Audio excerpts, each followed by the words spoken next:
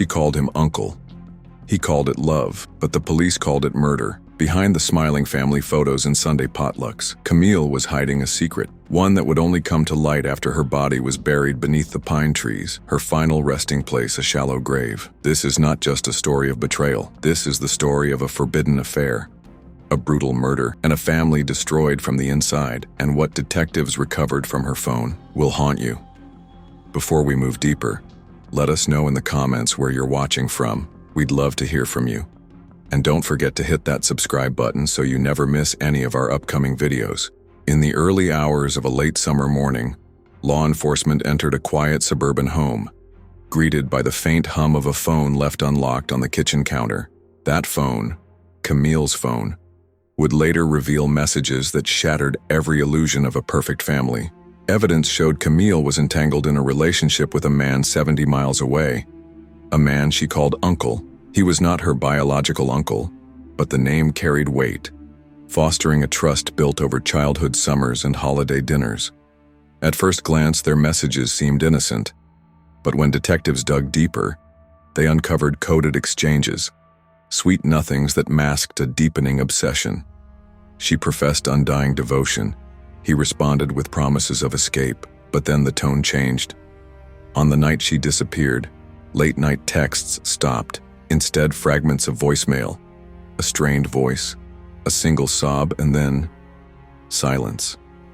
Hours later, officers found her car in the driveway, locked, empty, keys in the ignition. Inside, a faint scent of lavender. Outside, a trail of footprints leading into the dark woods.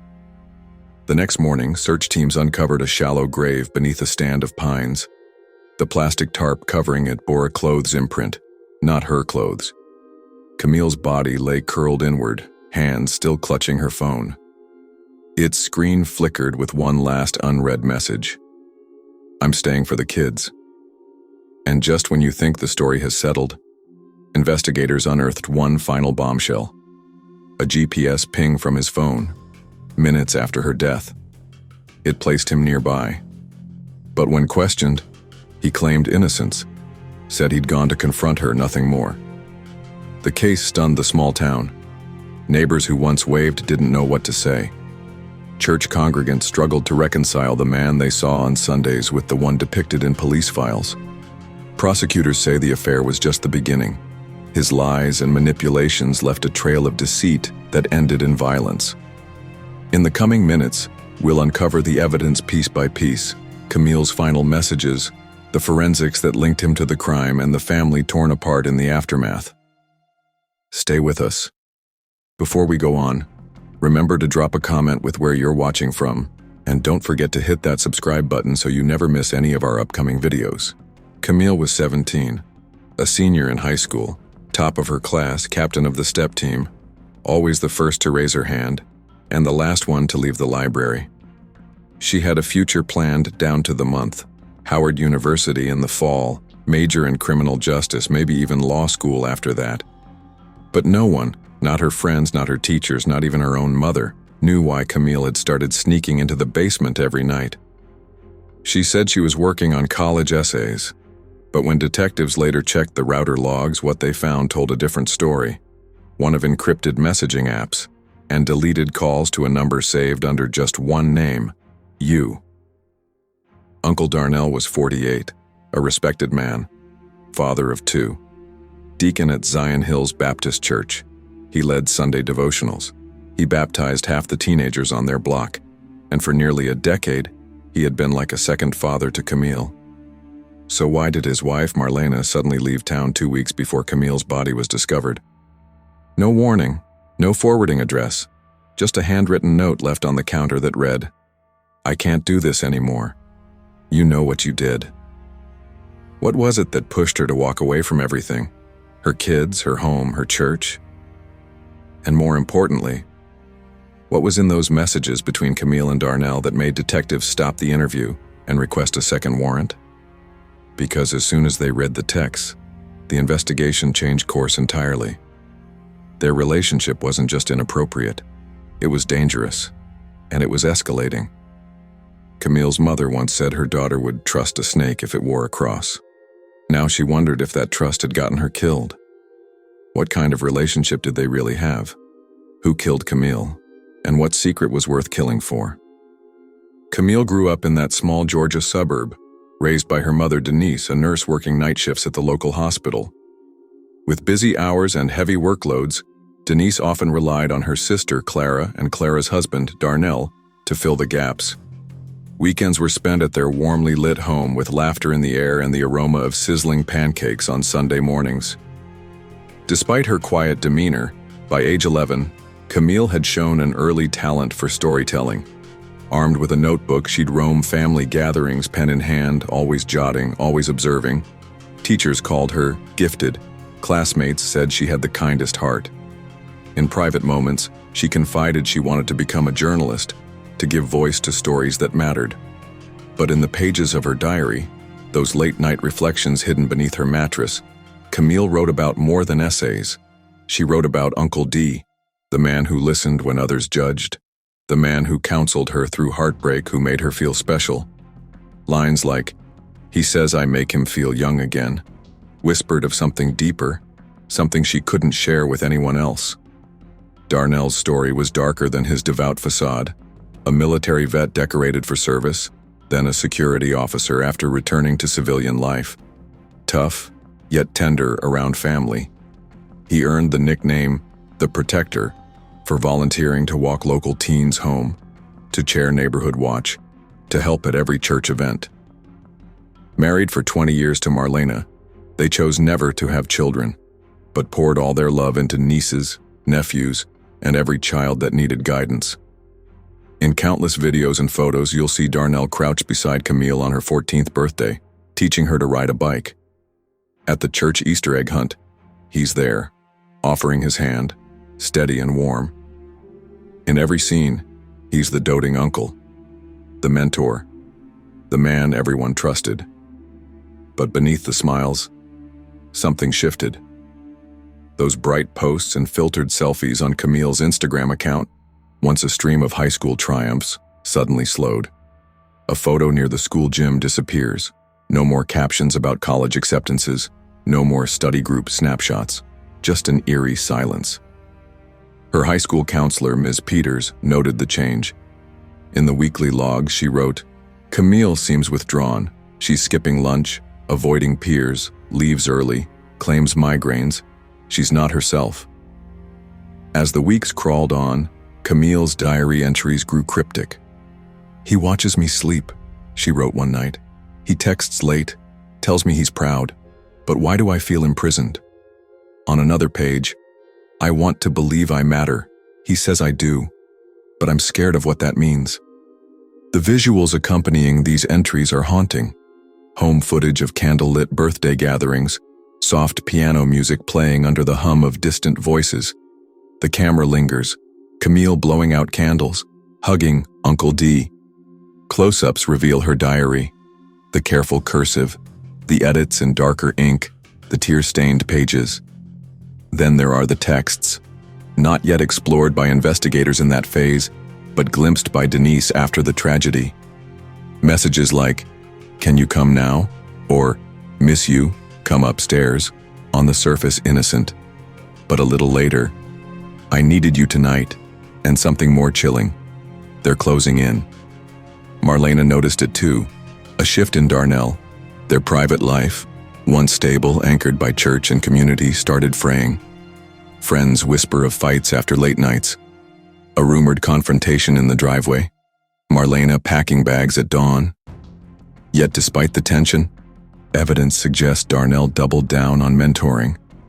Local boys, teens from the church, referred to him as Coach. He was always there, on the field, in the halls, in the prayer circle. But Darnell's unique relationship with Camille was different, privileged. The tape of a church picnic shows them dancing together, not uncle and niece, but more intimate. Arms around each other, smiles that linger, a gentle touch on her shoulder. But the camera didn't capture what the pages did, the emotional hold he had over her. By the end of that spring, Camille had changed. She rarely laughed. In yearbook interviews, she said she felt empty. Her essay topics shifted, from bold ambitions to existential questions. What does it mean to belong? Who decides what's right? Over and over, she asked that question in her diary. Is this love or something else? And then the basement. Camille began locking herself in, phone pressed to ear, footsteps muffled by rugs. Friends said she was secretive. They'd text her, see movement behind curtains, but she never responded, never came out. She was with Uncle D, she said. For Denise, these nighttime trips felt like teenage rebellion, but for detectives it was a pattern. The overlap, the sudden social withdrawal, the cryptic diary entries, the abandoned ambitions, all pointed to one conclusion. Camille was alone in that basement with Uncle Darnell, and alone in her secrets. In our next section, we'll walk through one of those basement nights minute by minute. We'll reconstruct where Camille disappeared, how the phone became the key, and why a single torn page in her diary became the smoking gun.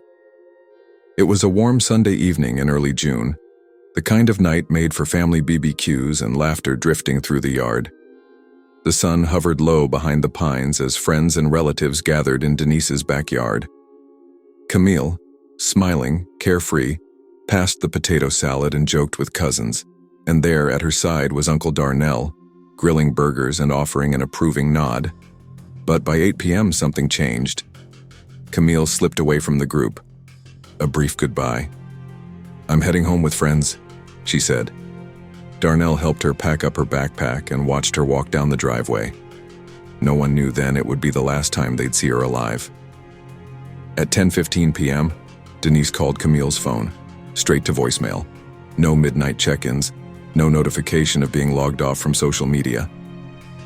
By midnight, her mother tried again, this time colder and more worried. The following morning, Camille's bedroom told its own story, untouched. Clothes hanging neatly, makeup on the dresser, her bed still made. No sign of struggle, no sign she'd left in anger, but the silence was deafening. As dawn broke Monday, officers were dispatched to the home of Denise and her sister. It was Darnell who first noticed the trail of blood, smears in the guest bathroom, on the sink, mat, even on the doorknob.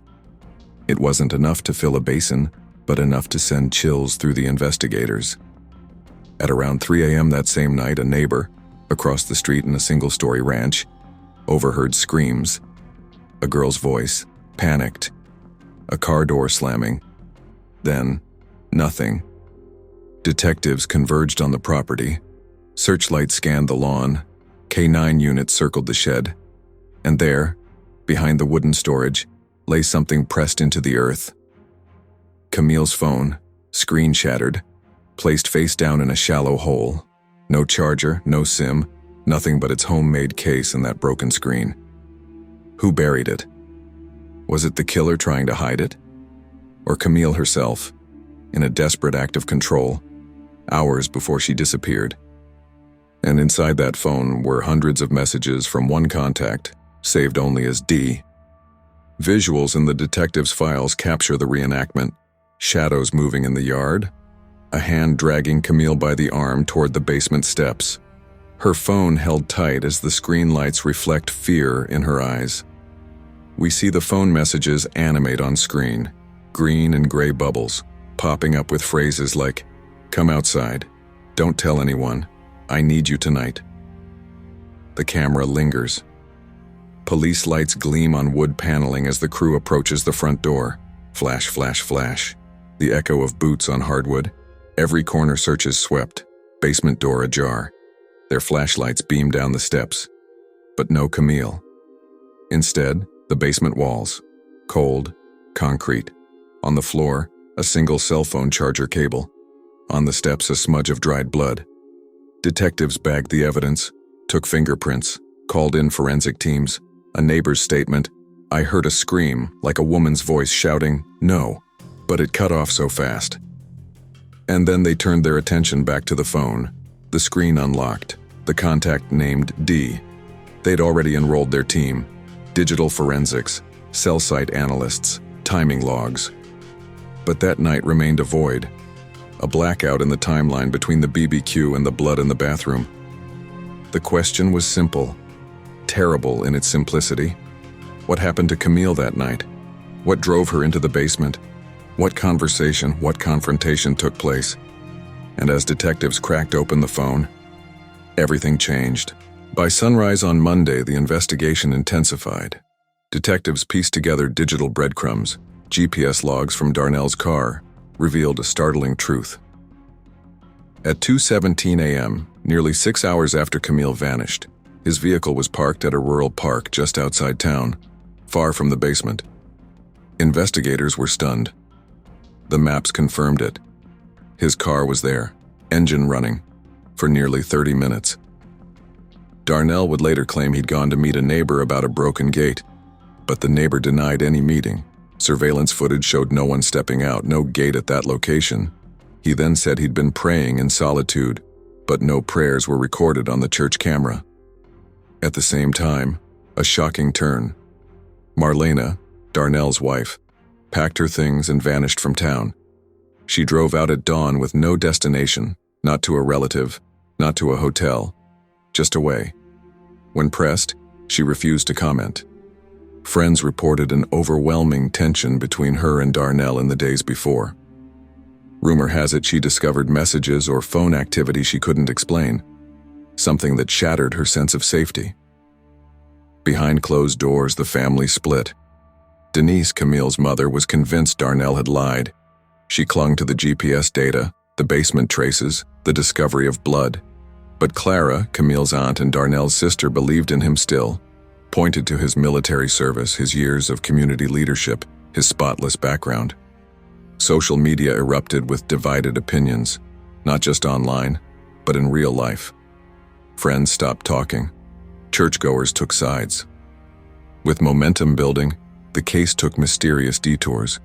Detectives intercepted an anonymous text sent to Camille days before her disappearance, from a burner phone.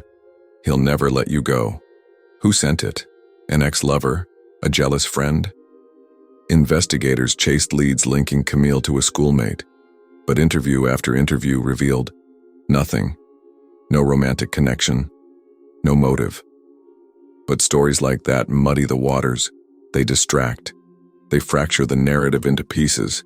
The truth becomes harder to see. Then came the break. During a search of Darnell's trunk, forensics found hair fibers, blonde strands, threaded with Camille's DNA. Not in a bag or locked lining, but loose, caught in the grooves. It was as if her hair had been brushed, or had brushed against the fabric, while he closed the lid. Simultaneously, the phone yielded deleted messages, hidden beneath layers of cache. Among them, a chilling line, "If you tell, we're both dead." The sender's number was gone, but patterns matched Darnell's records. Investigators were certain. The words passed between them in the dead of night, spoken in fear, in desperation. On screen, we see detective reenactments, officers seated across from him in stark interrogation rooms. The camera closes in on his eyes, taut, measured, but wavering when pressed on those messages. A split second of calm, then hesitation. We cut to newsroom reports. Community reeling after teen's murder blares across the screen. A press conference, Detective Ramirez, voice weary. "We have probable cause to arrest." And then, the hardest image, Denise, clutching a handkerchief as she accepts a photographer's light, her whispered plea, "Find out what happened to my baby girl." The on-screen text messages appear frame by frame, first as dots, then as full phrases. "I can't breathe." "Too late." And finally, "It's my fault. I told." The camera holds on each revelation, letting them sink. The visuals are bleak. Cold, washed-out blues and grays dominate every frame. Shadows stretch long across walls. The color grading feels as empty as the questions left hanging in the air. At this point, the case had clarity, but still enormous pain. Camille's hair in a trunk, threats on her phone, GPS placing Darnell miles away from home, yet still nearby criminal proof. Marlena gone. Family divided. The community fractured.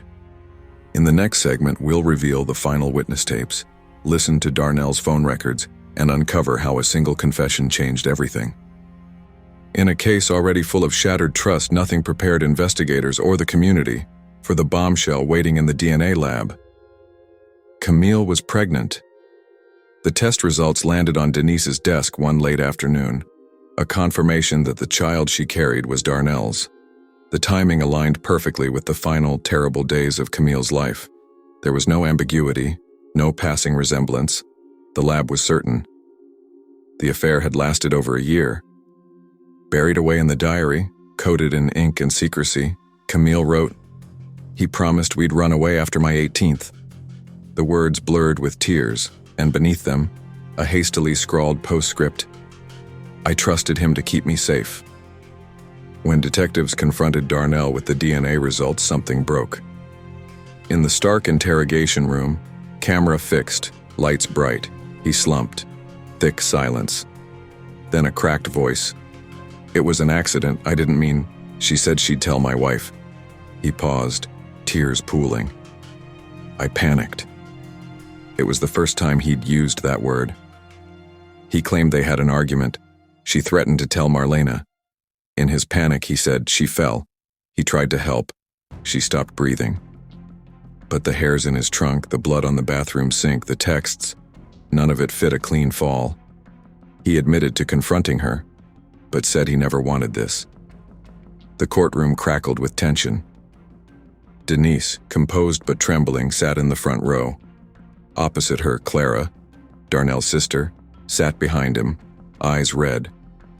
The moment the DNA result was read aloud, gasps reverberated through the gallery.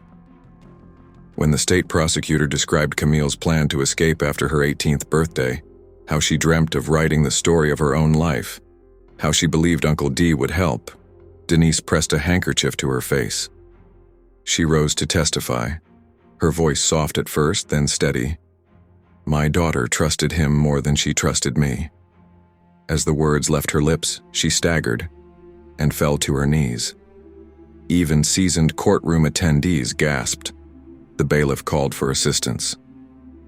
She spoke of the girl she lost, the student who wrote essays about hope, the daughter who believed in truth and justice, and who tried to run from the one she loved.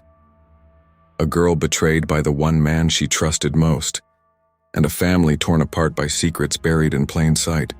At the sentencing hearing, the judge's gavel echoed through the courtroom like a final note to a tragic symphony. Darnell was sentenced to life in prison, without the possibility of parole, no mercy, no second chances. The man once celebrated as a protector was declared a predator for life. But the fallout didn't stop in the prison cell. Camille's mother, Denise, spearheaded a civil suit against Zion Hills Baptist Church, the institution that had sheltered Darnell for decades.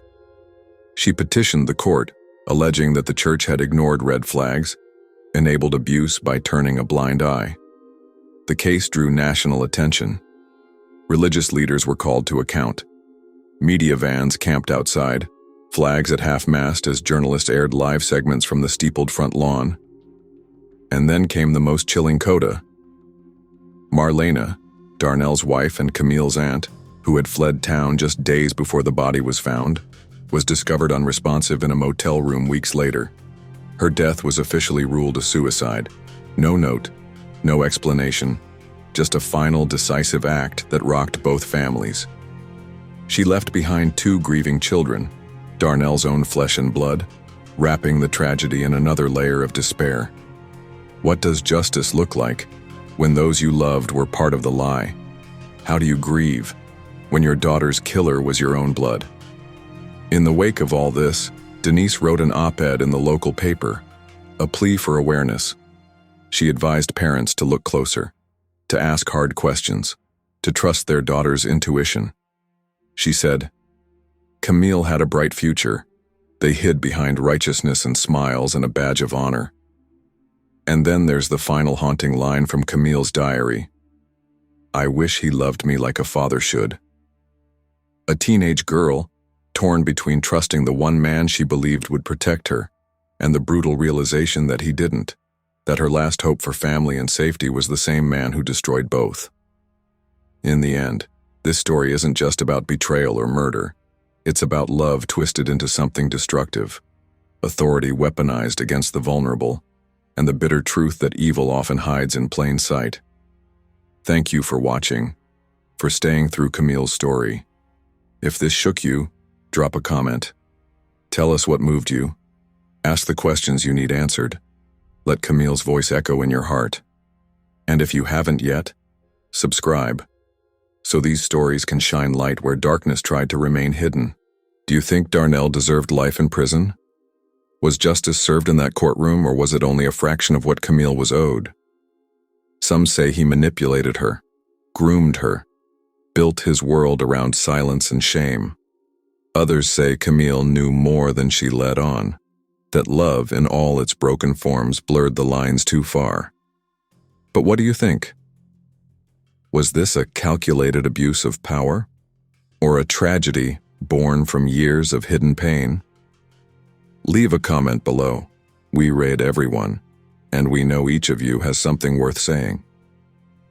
And if you thought this story was disturbing, wait until you hear what happened when a woman married her childhood pastor and vanished 2 weeks later. Her last text said, "He's not who you think he is." Then, nothing. Subscribe to never miss the next untold crime, because the truth is never as simple as it seems. We'll see you next time.